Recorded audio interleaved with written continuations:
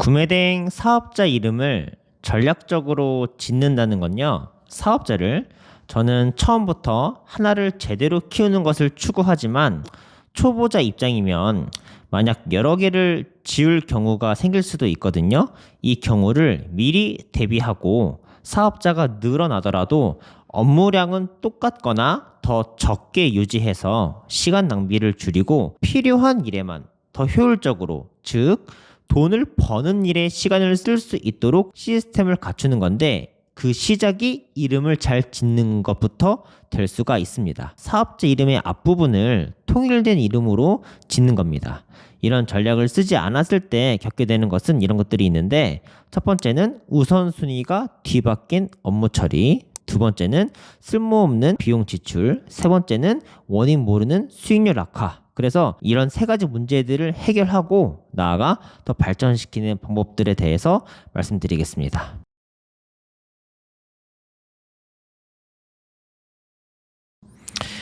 네, 사업자 이름을 전략적으로 짓지 않으면 겪는 문제 첫 번째로는 우선순위가 뒤바뀐 업무 처리가 되는데요.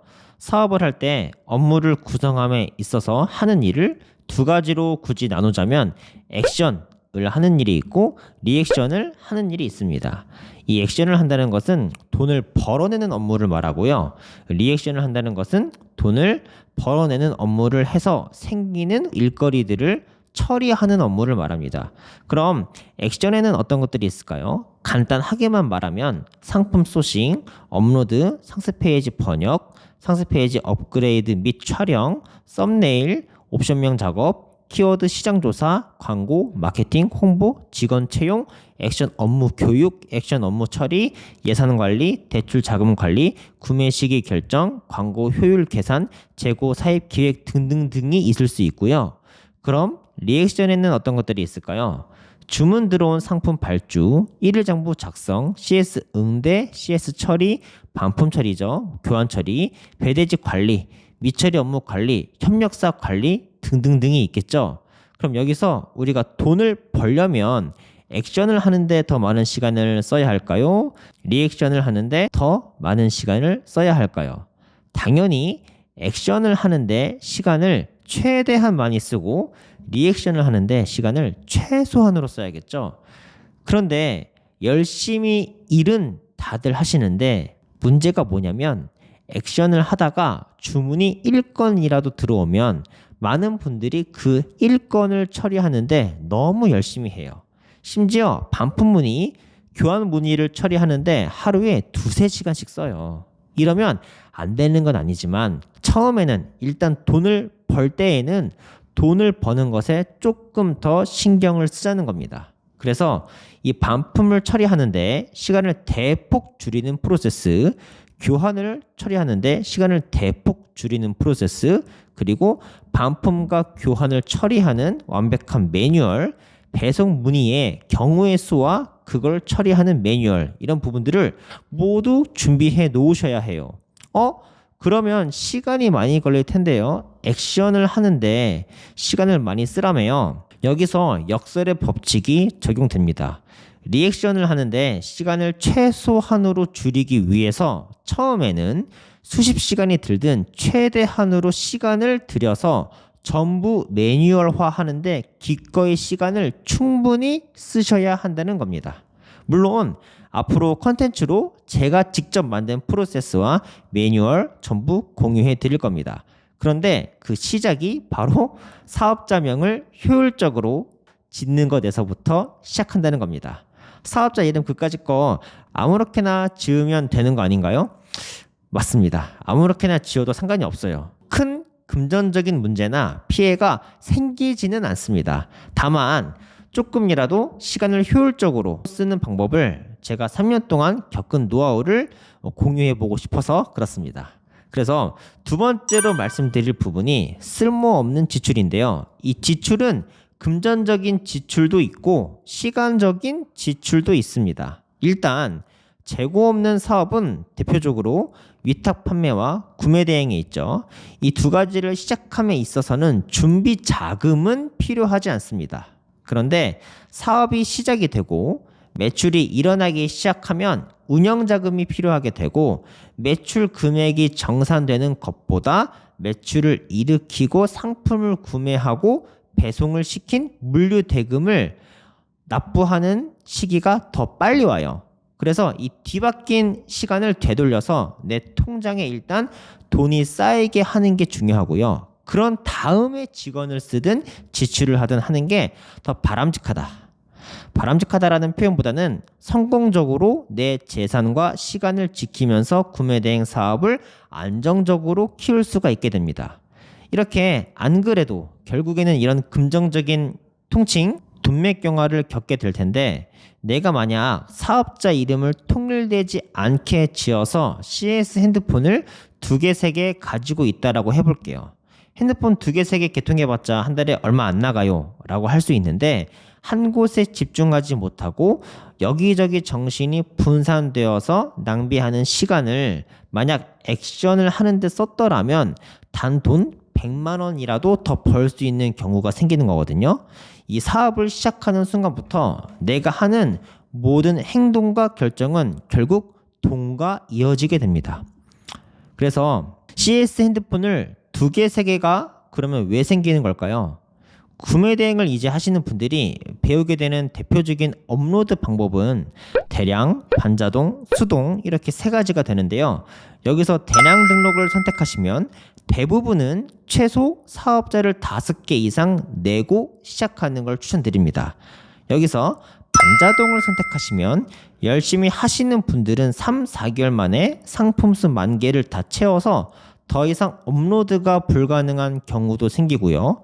또는 특별한 전략을 사용해서 첫 번째 사업자는 시즌 소식만 하고 두 번째부터는 팔린 제품을 가공해서 더 잘 팔리는 제품들로 바꾸는 과정을 하는 그런 사업자로 쓴다거나 아니면 하나의 카테고리만 집중적으로 파고들어서 소싱하는 사업자로 쓴다거나 아니면 첫 번째 사업자로 실수를 해서 두 번째 사업자를 만들게 된다거나 이런 경우가 생길 수 있습니다.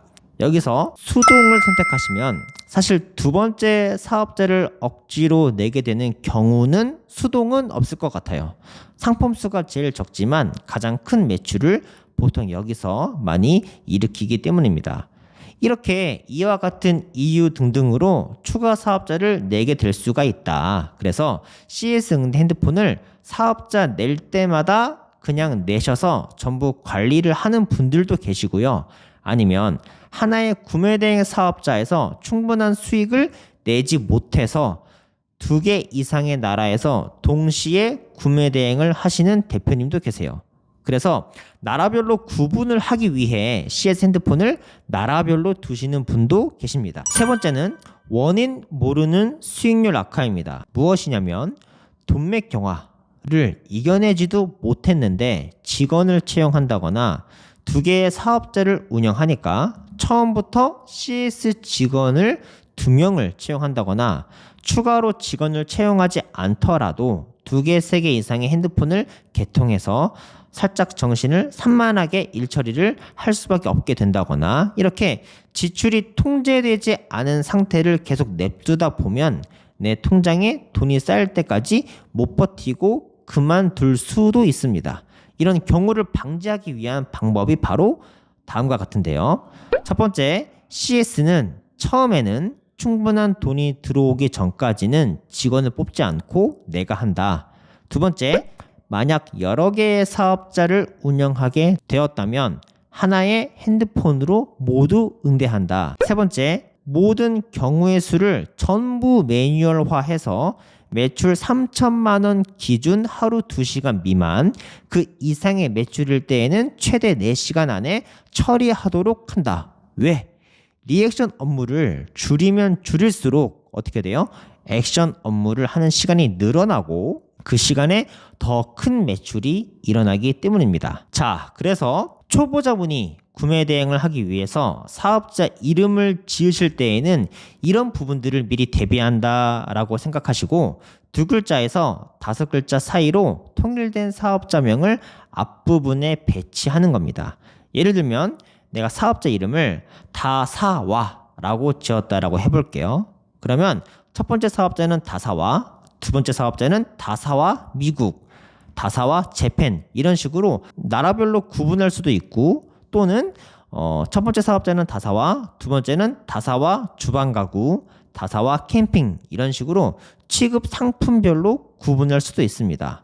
이렇게 하면 어떤 곳에서 문의가 오던 간에 안녕하세요 다사와입니다 라고 통일된 응대가 가능하기 때문에 내가 추가적인 지출이나 시간 낭비나 정신 산만함이나 어떤 핸드폰을 막 왔다 갔다 하는 그런 경우가 없고 최대한 오랫동안 1인 기업으로 통장에 잔고가 쌓일 때까지는 업무를 할 수가 있기 때문에 그렇습니다.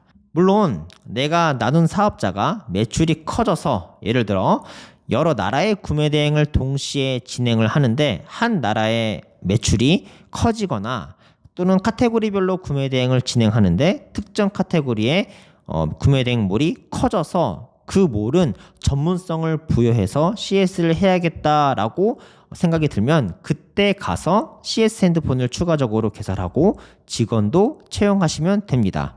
처음에 내가 안정화되기까지 그 기준은 돈맥 경화를 이겨낸 상태, 인계점이라고 저는 부르는데요. 이 인계점은 내 통장에 잔고가 남기 시작해서 점점 쌓이기 시작하는 순간입니다.